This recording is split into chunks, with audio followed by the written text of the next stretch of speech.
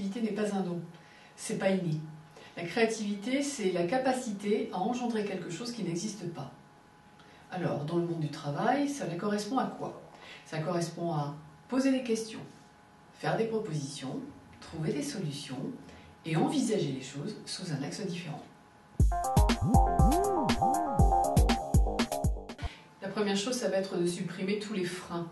Alors, parmi les freins, nous avons les phrases tueuses.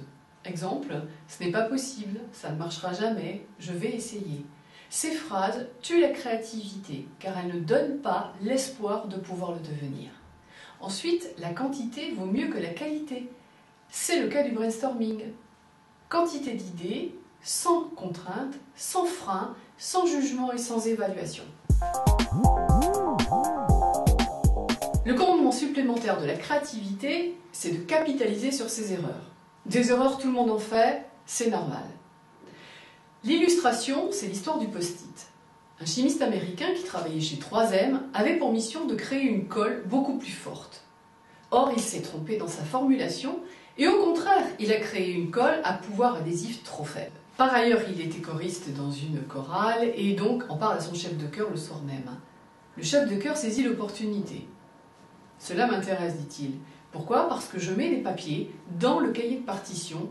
Malheureusement, ces petits papiers glissent à chaque fois que j'ouvre le cahier de partition. Peux-tu me porter quelque chose qui pourrait justement coller et se décoller ?» Et ainsi est né en 1974 le post-it. Alors il y a plusieurs méthodes pour devenir créatif. Je vais sélectionner la méthode du pourquoi.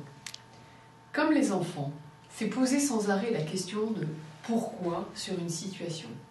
Exemple, vous souhaitez améliorer vos réunions. Pourquoi? Pourquoi améliorer les réunions? Parce que elles sont trop longues. Pourquoi nos réunions sont trop longues? Parce que nous ne fixons pas un ordre du jour avec un timing. Pourquoi nos réunions ne sont pas fixées avec un ordre du jour et un timing? Parce que nous nous y prenons au dernier moment pour faire l'ordre du jour, etc., etc. Cela pendant 20 minutes ou alors 8 à 10 pourquoi. Qu'est-ce qu'on constate? Qu'à la base, trouver une solution pour améliorer les réunions, c'est simplement faire un ordre du jour, construit dans un timing avec une heure de début, une heure de fin et surtout des temps de parole donnés à chacun.